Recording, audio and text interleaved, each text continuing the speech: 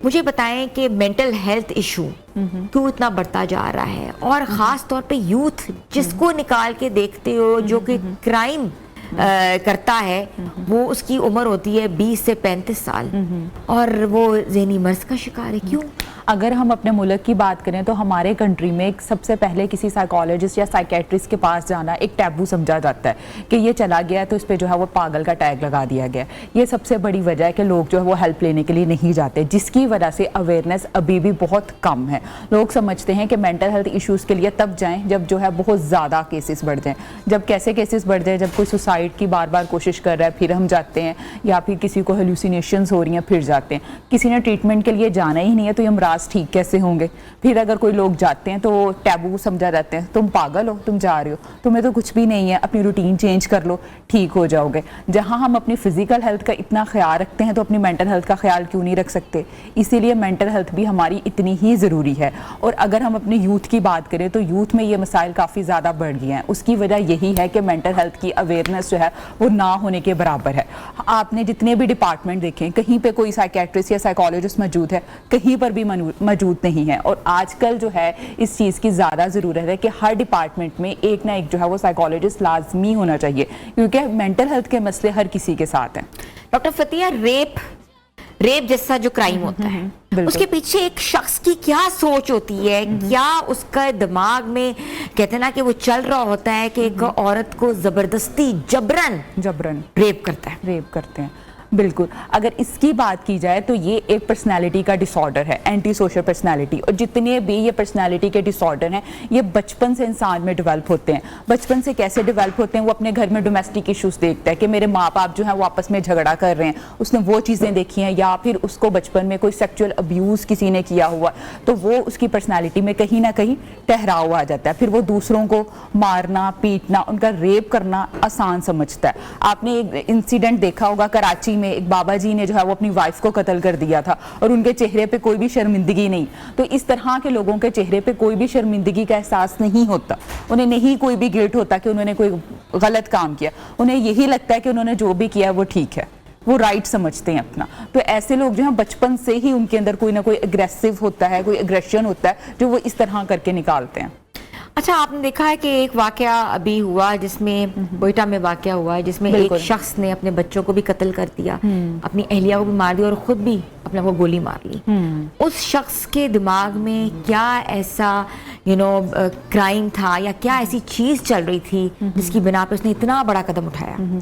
अगर इस रीज़न पे बात करें तो इसमें यह रहता है कि शदीद ज़हनी डिप्रेशन, शदीद जो है वो बर्दाश्त की कैफियत ना होना, बेयकीनी की कैफियत की वजह से उसने अपने आप को भी कत्ल कर दिया और अपनी फैमिली को भी कत्ल कर दिया। इस सिचुएशन में पर्सन ये सोचता है कि ज़िंदगी को ख़त्म करना ही वाहिद मसले का हल है, और अगर मैं अपनी ज़िंदगी लूँगा तो मेरे बाद मेरी फैमिली का क्या होगा। तो मेरी फैमिली को भी जो है वो ख़त्म करना ज़रूरी है, इसीलिए वो खुद को भी ख़त्म कर देता है और अपनी फैमिली को भी ख़त्म कर देता है। ये शदीद डिप्रेशन की अलामत है। एक डिप्रेस्ड आदमी जो होता है ये डिसीजन कब लेता है? फिर वक्त ले लेता है कि बस अब मैं चाहता हूँ कि मैं अपनी ज़िंदगी को ख़त्म कर दूँ, कि उसकी जो बीमारी होती है सालों साल से चल रही होती है? अगर बात करें, हर केस में डिफरेंट होता है। कुछ केसेस में इस तरह के सिनेरियो बन जाते हैं कि पर्सन जो है वो 2-3 दिन पहले भी इंसिडेंट ले लेता है, उसका रवैया चेंज हो जाता है। उसे ये लगता है कि मेरे लिए ज़िंदगी में कुछ नहीं बचा, लोग मेरे बगैर ज़्यादा खुश रह सकते हैं, मेरी फैमिली का मेरे बाद क्या बनेगा, इसलिए इनको भी साथ जो है वो ख़त्म कर देती हूँ।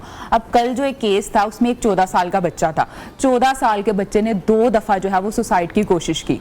तो उसकी मदर मेरे पास लेके आई, तो जब मैंने उनसे हिस्ट्री ली तो उन्होंने बताया कि नवंबर से ये जो है वो शदीद डिप्रेशन का शिकार है। अब नवंबर से और अगर जून की बात करें तो कितना डिफरेंस है। और उसकी बर्थडे बच्चे की जून में आनी थी, तो उसने ये कहा था कि जिस दिन मेरी बर्थडे होगी उस दिन मैं अपने आप को जो है वो कर लूंगा, कोई सुसाइड। 14 साल के बच्चे को कौन से ज़हनी मसाइल थे? उसमें यह आ जाता है कि बुलिंग की गई बच्चे के साथ। बच्चे को बताया गया तुम कितने अगली हो देखने में, तुम्हारे बाल नहीं अच्छे, तुम्हारी पर्सनैलिटी नहीं अच्छी, स्टडी का बहुत ज़्यादा बच्चे पे प्रेशर डाल दिया।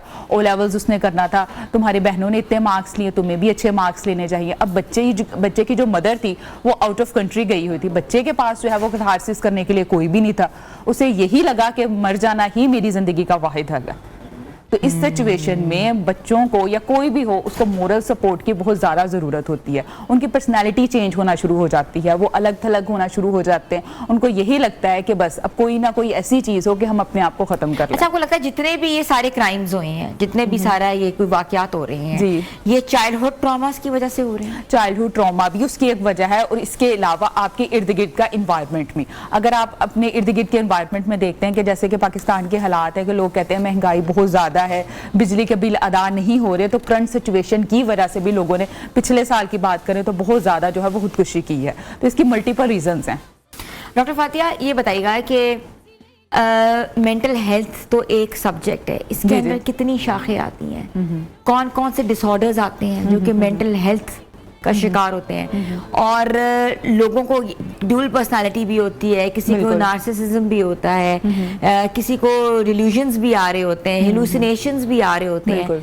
तो हम इन चीज़ों को कैसे रूल आउट कर सकते हैं कि इस शख्स को ये चीज़ है? अगर हम बात करें साइकोलॉजी के डिसऑर्डर की, आजकल जो सबसे ज़्यादा कॉमन डिसऑर्डर है वो है एंजाइटी डिसऑर्डर। एंजाइटी डिसऑर्डर की भी आगे सब टाइप्स आती हैं, लाइक जनरलाइज एंजाइटी डिसऑर्डर। अब कुछ लोगों को ये भी लगता है कि मुझे डिप्रेशन है, हालांकि अगर डिप्रेशन और सैडनेस दोनों डिफरेंट चीज़ें हैं। सैड जो है वो कोई भी पर्सन हो सकता है, लेकिन डिप्रेशन जो है उसका बाकायदा एक क्राइटेरिया है। जैसे कि आपने बात की नार्सिसिज्म और जितने भी ये पर्सनैलिटी के डिसऑर्डर हैं, ये बचपन में इंसान से डेवलप होते हैं, कि बचपन की उसकी आदतों की वजह से। नार्सिसिस्टिक हम खुद अपने बच्चों को बनाते हैं, हर चीज़ उनके बोलने से पहले उन्हें दे दी जाए, उनको पैम्परिंग चाइल्ड बना दिया जाता है, जिसकी वजह से बच्चों की पर्सनालिटी में ये चीज़ें आ जाती हैं कि उनमें नार्सिसिज्म आ जाता है। वो बाहर की दुनिया से भी यही एक्सेप्ट करते हैं कि हमें भी ऐसा ही रवैया मिले। जब उनको वैसा रवैया नहीं मिलता तो उनकी पर्सनालिटी में ये चीज़ें आ जाती हैं।